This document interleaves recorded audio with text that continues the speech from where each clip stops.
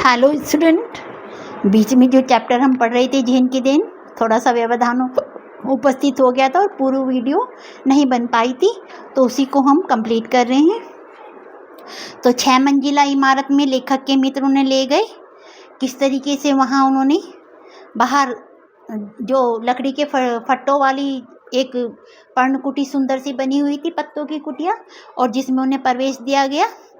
उन्होंने किस तरीके से वहाँ पर हाथ पांव धोए, तौलिए से पोंछे, अंदर गए। एक आदमी बैठा हुआ था चाजीन, जो चाय बनाने वाला था। उसने उन्हें देखकर खड़ा हुआ, झुककर प्रणाम किया और 2 झो कहा, यानी आइए तशरीफ़ लाइए, स्वागत किया कहकर। फिर हमें बिठाया, मैट बिछा हुआ था चटाई, उस पर हम बैठे ज़मीन पर।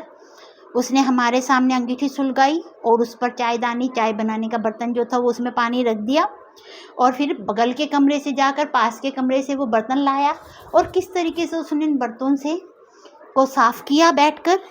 और बड़े उसके सारे काम इतने गरिमापूर्ण थे, इतने शालीनतापूर्ण थे कि लग रहा था जैसे कोई उसकी हर भंगिमा से, उसके हाव भाव से, उसके हर काम से ऐसा लग रहा था जैसे कोई संगीत के स्वर गूंज रहे हों।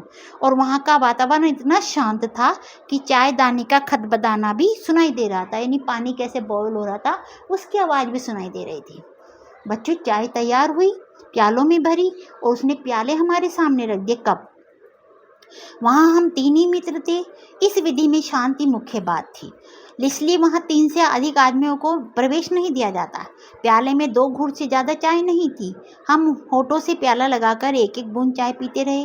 करीब 1.5 घंटे तक चुस्कियों का आनंद यह सिलसिला चलता रहा। धीरे धीरे होठ डुबा डुबा के ही चाय पी रहे थे, 2 घूंट चाय और 1.5 घंटे में। आप कल्पना कीजिए, मतलब कितना लंबा शाम लगाया। हम तो खाना खाने में भी इतना टाइम नहीं लगाते, ज़्यादा से ज़्यादा 10 मिनट लगाते हैं, लेकिन उन्होंने 2 घूंट चाय 1.5 घंटे में। आप जापानियों को देखो, चॉपस्टिक से कैसे कैसे धीरे धीरे खाते हैं। हमारी तरह तो नहीं खाते, उत्तर भारत की तरह स्पून से, या फिर हम तो हाथ से ही शुरू हो जाते हैं, तो ऐसे नहीं खाते, बड़े आराम आराम से खाते हैं, तभी इतने सुंदर, शांत और मुस्कुराते हुए उनके चेहरे होते हैं। तो वैसा ही हमें भी कोशिश करनी है थोड़ी थोड़ी। तो लेखक ने जब चाय पी तो 10-15 मिनट तो लेखक उलझन में पड़ गया, दुविधा में पड़ गया कि फिर देखा दिमाग की रफ्तार धीरे धीरे धीमी पड़ती जा रही है, दिमाग में शांति हो रही है, और थोड़ी देर में बिल्कुल बंद हो गए, दिमाग एकदम शांत हो गया और लगा जैसे मैं अनंत काल में जी रहा हूँ। अनंत काल, वो समय जिसका अंत ही ना हो।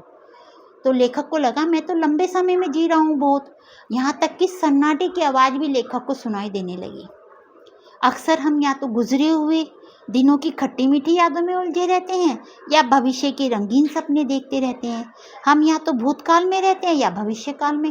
भूतकाल यानी जो समय बीत गया है उसके बारे में अच्छा बुरा सोचते रहते हैं, या भविष्य काल जो आया नहीं है उसके सपने देखते रहते हैं, मैं ये करूँगा वो करूँगा। वास्तव में दोनों काल मिथ्या हैं, झूठे हैं दोनों।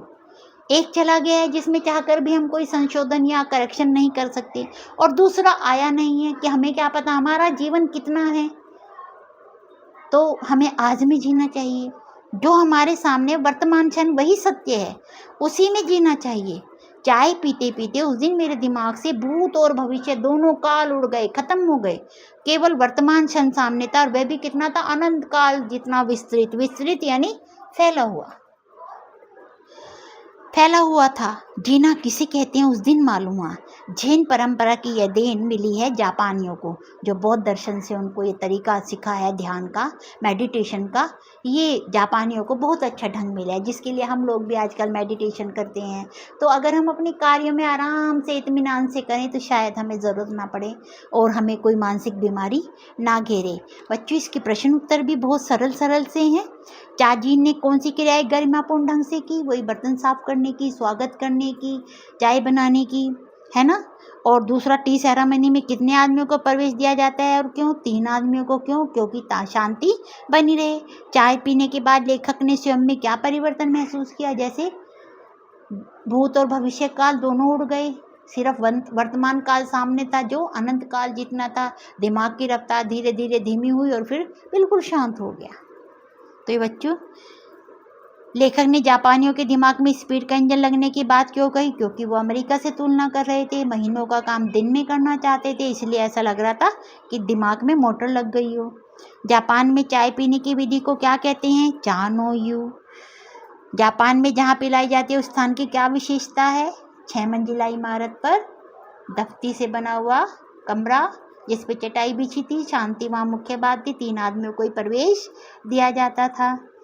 लेखक के मित्र ने मानसिक रोग के क्या कारण बताए हैं? तो अभी जो मैंने अभी बताया क्वेश्चन नंबर 4 का आंसर, कि किस तरीके से अमेरिका से तुलना करने के कारण वो काम महीनों का दिन में करना चाहते हैं और किस तरीके से बोलते नहीं बकते हैं, स्पीड का इंजन है, चलते नहीं भागते हैं, वो सब चीज़ें इसमें आ जाएगी। लेखक के अनुसार सत्य केवल वर्तमान उसी में जीना चाहिए। लेखक ने ऐसा क्यों कहा होगा?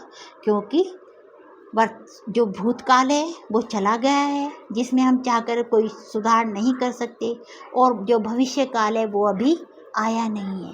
मनुष्य का जीवन क्षणभंगुर है, उसे नहीं पता कि उसका जीवन कितना लंबा है, इसलिए हमें आज में जीना चाहिए। अगर हम आज अच्छे काम करेंगे, सुबह से हम उठेंगे, प्रणाम करेंगे धरती माता को, सूर्य देव को, भगवान को, सबको नमस्ते करेंगे, माता पिता को, अपने बड़ों को, उनका आशीर्वाद हमें मिलेगा, तो अपने आप अच्छा होगा हमारे साथ।